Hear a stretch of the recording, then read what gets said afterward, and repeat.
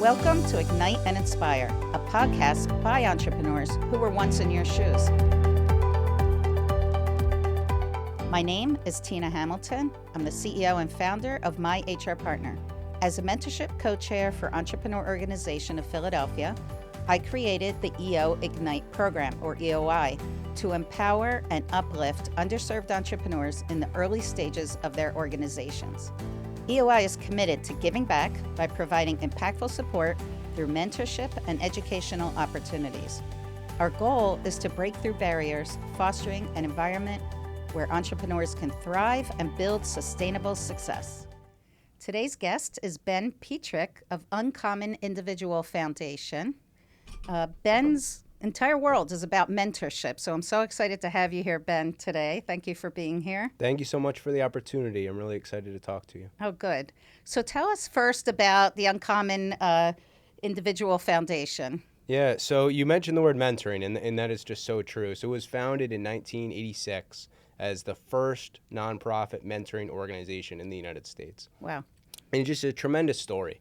As it was founded by Dr. Richard Caruso, a very successful entrepreneur, son of Italian immigrants, who was so successful in business, he wanted to create an organization to help others. Fascinating. Yeah, and so Rich, he was a successful entrepreneur. Right. So he was born the son of Italian immigrants, was able to earn a athletic scholarship to play college football, and through that was able to parlay that into business success. And then his most notable business accomplishment was founding Integra Life Sciences, which is still a publicly traded company today, and really kind of pioneered regenerative medicine. So the first kind of main product that they did was helping folks kind of regrow skin. So he identified a problem, which is going to be a theme that I talk to you about today when talking about entrepreneurship. He identified the problem that both for the aging population, for burn victims, for military vets, right? Like their body parts in various scenarios were having a hard time. And he's like, well, if the body used to regrow or used to grow something, why can't it regrow that? So their first product helped folks regrow skin. And they have multiple kind of other products like that out there today. And even though he's Dr. Richard Caruso, he's not a medical doctor. He's a doctor. He got a doctorate in mentoring at the London School of Economics. In mentoring. There's a doctorate in mentoring. Yeah.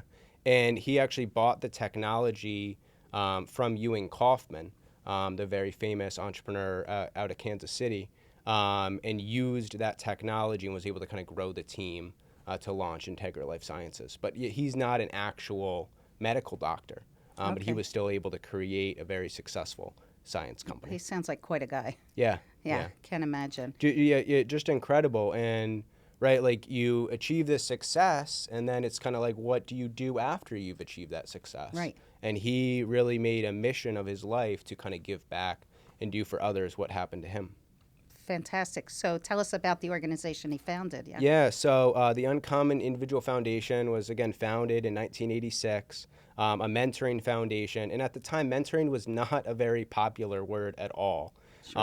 And in order to kind of launch the foundation, he actually hired somebody. He hired somebody by the name of Dr. John Crosby, former superintendent of schools of Radnor High School for 20 plus years. And what Dr. Crosby did is he came into the organization, did research on mentoring, and then they went out and provided mentoring workshops to Fortune 50 companies, Boy Scout groups, church groups, school groups, all over the United States, and created mentoring programs that were different than what you would think a traditional mentoring program is. So traditionally, you think of mentoring as there's this mentor who has knowledge, and then they are kind of like everything, right? Sure. Like they know it all, and then they kind of give somebody information. Right. And it's a one-way street. Right. But based on Dr. Caruso's research and Dr. Crosby's research, they found that that's not the case. The best way of mentoring is collaborative mentoring, where mentoring goes both ways.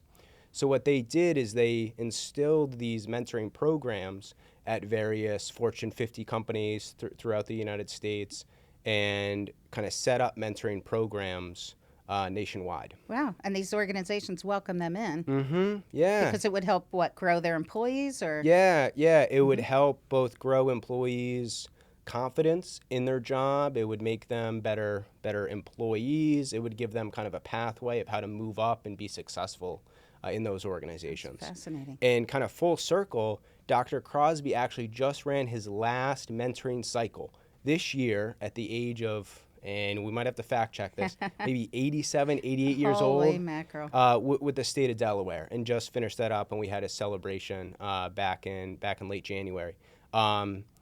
Just a tremendous thing that both Dr. Crosby and Dr. Caruso were able to do on mentoring. So that's kind of what the organization did for such a long time. Okay. It was those mentoring programs. Today, we're doing something a little bit different. Okay. Tell us about that. I'm Yeah. very curious. Yeah. So about maybe 10 years ago, UIF had done all these mentoring programs. Okay. But then Dr. Caruso had other areas of interest, right? He was a very successful entrepreneur. He really believed in technology. And he also identified the issue where a lot of high school students don't have guidance counselors, right? No kidding. yeah. They just actually, the schools don't have them, or they're short, or? They're short, right? So Okay. so maybe one high school, right, might have 2,000 students. Maybe they're going to have 2 or 3 guidance counselors Right. there, Oh, yeah. right? That's pretty normal, I would think. Well, at least how I grew up. Yeah, Yeah. and so students aren't getting the proper kind of advice and guidance in order to kind of make post-secondary decisions. So about 10 years ago, UIF had 3 kind of distinct programs: one in technology, one in entrepreneurship, and one in post-secondary. And these programs would help the community, right? Because we're a nonprofit foundation. Right. We just serve and kind of execute programming. So our On Track program created all these video modules to help students understand the steps in order to reach post-secondary. So we have a collection of video modules that have been done by experts on everything that you might need to know in order to get through 9th grade, to get through 10th grade, to get through 11th grade, to get through 12th grade, understanding FAFSA, how to handle bullying, what are study skills, what are writing skills. So that was one program. Then we had a program in technology where we would partner with local middle schools and high schools and go out and do 3D printing, drone demonstrations, video game development, and Python instruction. All these kind of areas of emerging technologies that we wanted to expose youth to. And then we had an entrepreneur program where we would advise for-profit and nonprofit companies and help them grow their business. We would hire undergrad and graduate students that would work and advise these companies, help them grow their business. And then at the same time, those students learn so much because they have the opportunity to work with these companies. And then the companies were supporting them, but we're not asking for dollars or equity in return. Instead, we're asking them to go out and speak to some schools we're partnered with. So for about 10 years, this is kind of how the foundation moved, right? We had these programs and we executed that in the community. Sure. So the tech program was to expose students to something they might not be exposed to otherwise, and maybe develop an interest to further their career. Tell us a little bit more about the entrepreneur program. That's fascinating to me. You have undergrads supporting business owners, which I'm assuming are finished with school. Yeah. Yeah. It made for a very interesting dynamic, right? Yeah. How did it work? Well, so we would hire undergrad and graduate level students in the Philadelphia area, right? A lot of students from LaSalle, Temple, Villanova, Penn, Drexel would work at UIF. And then on the other side, we would have a cohort of entrepreneurs that would apply to our incubator program that were looking for help. They were looking to grow their business, and a lot of times they were looking for project help, right? A lot of times some of the folks we're working with have no idea how to do social media or how to do market research or know how to do the financials for something, right? So then we would hire a student who might have studied that in school and then give them the opportunity to perform and do those projects for the entrepreneurs. I would work and kind of advise the students on this work. we would bring in outside mentors. So at the end of the day, these companies had the opportunity to get unpaid help, right? Like they're not paying for Perfect, it. yeah. Help to help grow their business, validate their assumptions, figure out key things for their business. The students are getting real hands-on work opportunity, right? Not just an internship where you're not necessarily sure what you're going to be doing or if it's just going to be kind of busy work. These folks were doing real project work for companies. So it was just a tremendous learning opportunity for them, and the companies were able to be more successful because they had the opportunity to get these projects done. And also for some of them, they had never managed anybody before. So some startups, right, had this great idea, they're making some business, but then how do you scale? Well, if you want to scale, you're going to have to work with people. That's right. So having the opportunity to manage and work with interns provided a value for them that way as well. Okay, so they looked at him as an intern? Yeah. Okay, that makes sense. And so what kind of organizations are they? Mostly startups? Are they companies that are already in business? Who was? Yeah. And is it's still an active program? So that program, no. So that program actually we pivoted away from that Okay. during COVID, and now kind of our program at UIF looks a little differently. Okay. But some of the organizations that we were able to work with, some of them are like established organizations that have been long running, like Speak Up, which is a very impressive nonprofit organization that does just incredible educational work. We had students work with them, help them update their brand and put together their marketing materials. There were for-profit startups that were very, very young, very new, like Ian Wilson of Valley Forge Coffee Reserves. They had a nitro cold brew business. We were able to hire finance students from Villanova and from other schools that helped him figure out what his finances are, to help him sell better and make better business decisions. We worked with a nonprofit that then was small but has grown called The Weekly Fight, started by a veteran, Marty Kenny. The problem he identified were a lot of veterans were coming back and suffering from PTSD. And he wanted to help them through creating weekly workouts. So he actually partnered with CrossFit locations. So when we started with him, he had one location. Now I think he's up to maybe 12 or 13 locations. Wow. And we were able to bring on students, right, to help him figure out how to write grants, figure out what impact is he making, his financials, his marketing, all those sorts of things. Yeah, wow, what a benefit. I mean, and at no cost. So tell us how you pivoted there. Yeah, so the organization today, we're in such a fantastic spot. So actually what happened is, while I was in graduate school, I had the opportunity to, one of my assignments was to create a curriculum. And I was like, you know what? Like, let's create a curriculum about entrepreneurship, right? Because that's what I'm doing as my day job. And when I was thinking back to the 100+ companies we worked with, I'm like, the ones that struggled the most struggled because they really weren't working on a problem that people were willing to pay for. And I'm like, you know what? Like, I feel that is something that isn't taught enough in entrepreneurship education. About what is the root of entrepreneurship. It's problem solving. And I'm like, I don't feel like students are taught this, and therefore sometimes companies might start businesses that haven't been truly validated. So I created this curriculum in grad school, and then I went to my bosses at UIF, and I'm like, oh, could we try this? So we ran a pilot with students, and it was very successful. Well, when COVID happened, we had to kind of pivot and change things a little bit. Okay. So I'm like, okay, like if we are not going to be working with the students, advising the companies, what's a value that we can provide back to students? So we're like, all right, let's try to run this course virtually. So we actually worked with the Franklin Institute STEM Scholar students. And they participated and went through the course, and it went really well. And then we ran that for about a year, offering this course to students. And it went so good. I'm like, wow.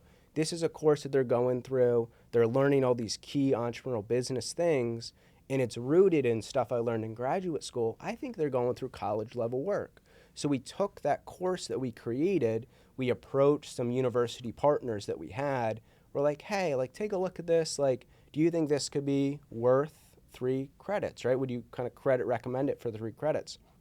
And we had schools independently review it, right? So we had Rider, Eastern University, LaSalle University, CCP, look at this Fabulous. curriculum. Yeah. And it's like, wow, not only can we tell the students that, hey, you've gone through this, right? It's been recognized as 3 credit eligible. That gives them confidence. But then also, Tina, it gives them dollars, right? If they're able to recognize and redeem that course at college, 3 college credits is not cheap. Right, that's the, right. The average 3 college credit cost is around $3,500. Okay. So boom, these students have the opportunity to save a significant amount of money. So that went well, and then we're like, okay, this works if students go to those schools, but what if students don't go to the schools that we have partnerships with? And we're like, rather than going school by school, what national organizations could we have look at our curriculum and review and evaluate our curriculum?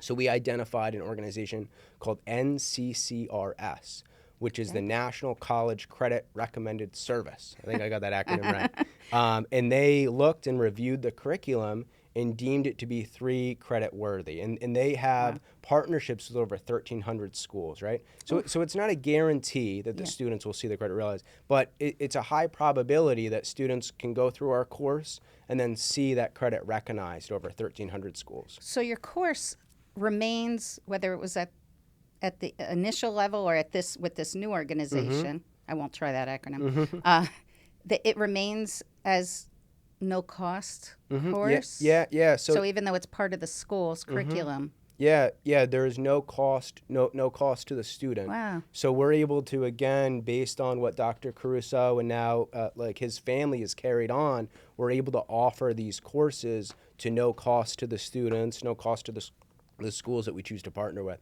But Tina, this went so well, we're like, wow, that really worked. What other courses based on different things could we create? So I mentioned the technology program earlier, Yes. right? And we were going off offering workshops, and we're like, okay, how can we make a course off of this, right? And what are people so interested in? And we actually created a course called the Introduction to Python, because everybody is so interested in coding. Because if you're interested in entrepreneurship, if you're interested in getting a well-paying job, understanding Python can be really helpful. Sure. So we were able to create that course and get that course approved. We've also gotten a couple other courses in media approved. So Tina, that went so well that we're like, wow, this works and this is a value to students. And then we knew we had On Track, which offers this post-secondary or this guidance to achieving success post-secondary. How can we kind of merge these things together, right? Okay. How can everything that UIF does kind of fall together? So we're so excited to announce On Track Plus, which is going to be our kind of new system that everybody's going to be a part of. So students are going to have the opportunity, high school students are going to have the opportunity to be on Track Plus. Again, no charge to them, no charge to the school or the Where trio does the funding platform. come from, if I may ask? So our endowment. So Dr. Caruso was able to endow the foundation. So that's where our program is able to operate from. Incredible. So we have this opportunity, and every day we wake up and we're like, wow, we have this tremendous gift. How can we make the biggest impact possible? What a gift. What a gift. I mean, he could easily have charged, right? Once he got into the schools, it could have easily become a source of income for the schools, but no, it's staying true to where it was founded from. Yes. That is beautiful. Yes. What a great feeling you must have waking up every day to work in that. Yeah. It's a tremendous opportunity to make impact, and we're so excited to have On Track Plus and have students and partners participate in that. Because students will be able to receive points as they watch the video modules, and as they earn points, then they'll open up the opportunity to take our courses. They can earn points through the courses.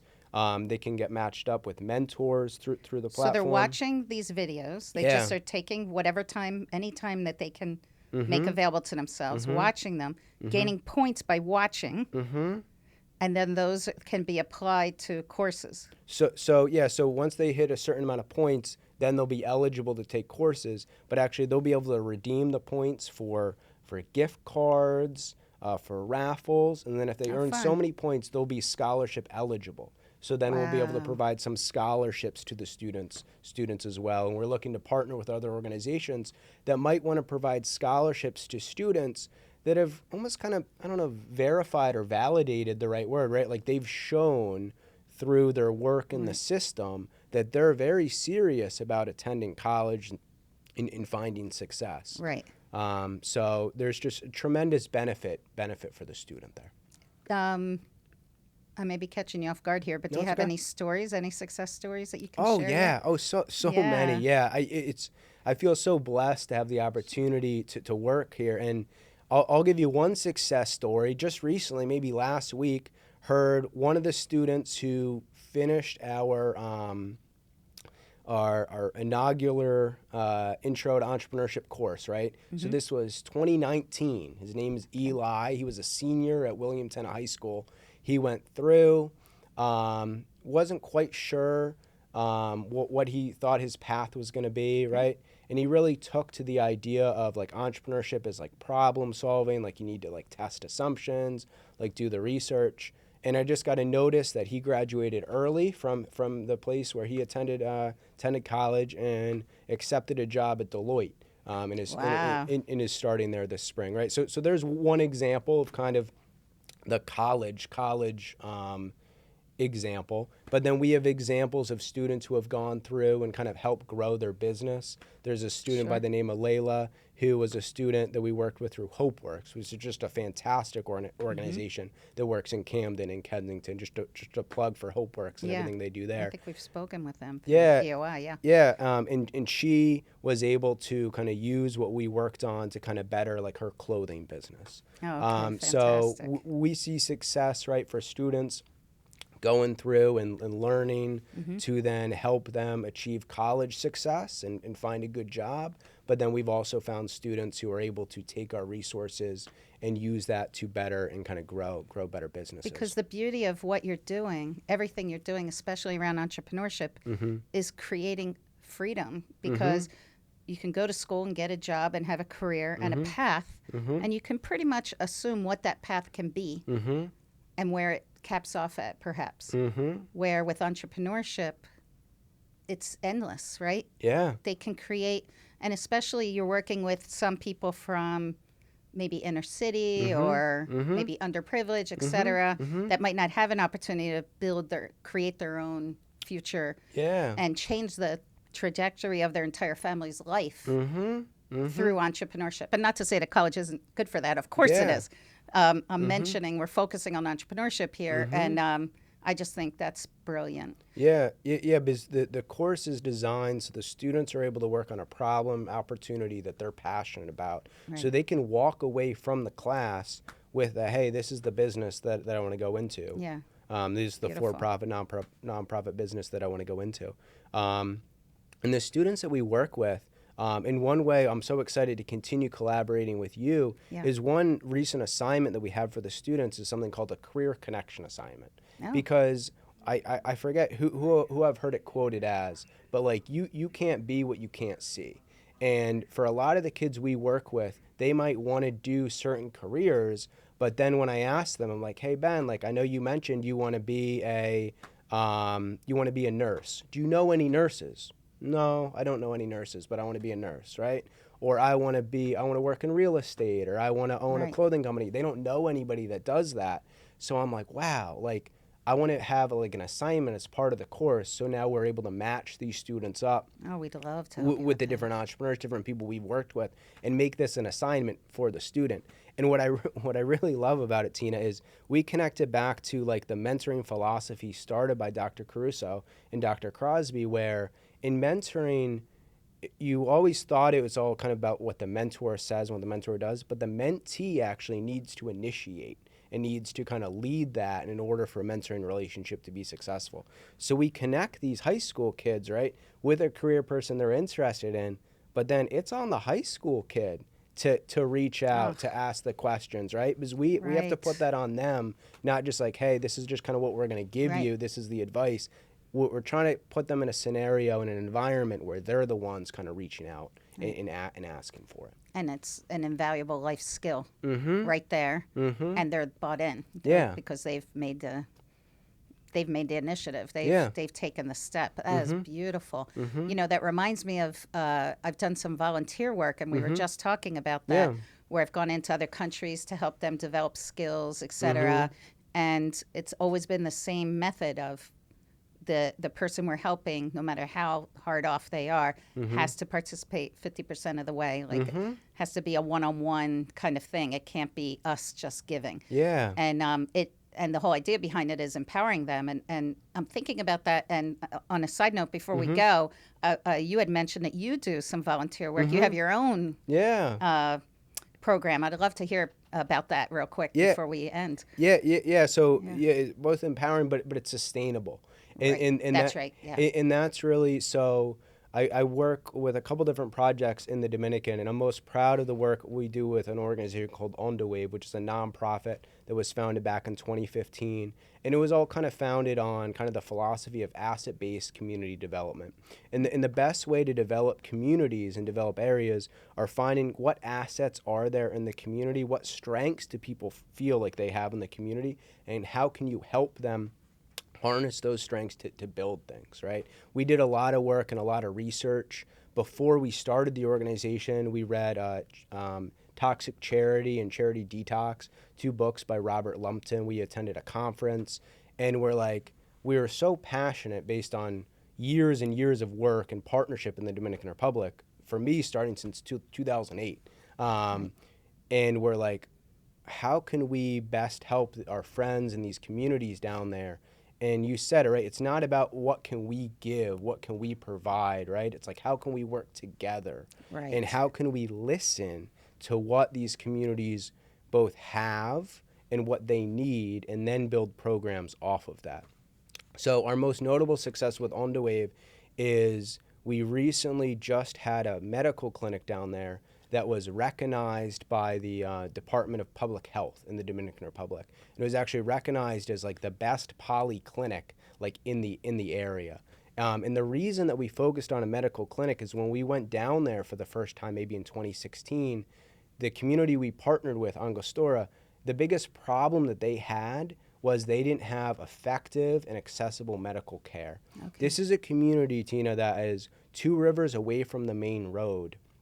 So they are just very isolated. Okay. So they've had pregnant women pass away trying to cross the river in emergencies. Just like all these very traumatic things happen to the community. And they're like, we need something here where if something happens, we don't have to cross the river. Right. We can get assistance here. So we're like, yeah, like we can definitely help you with that. But rather than us just going down and like building it ourselves, I'm like, how can we make this the most sustainable?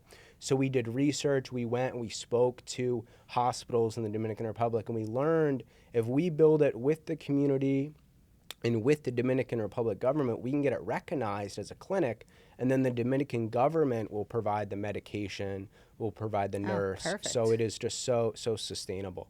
So I'm so glad you asked about it, because I see such a connection between kind of not like nonprofit work and entrepreneurship, because I feel like good charity work is done like any good entrepreneur would do, right? Where you're listening to the folks that you're wanting to help, figuring out what can they do, and then working together and empowering them. Yeah, that's beautiful.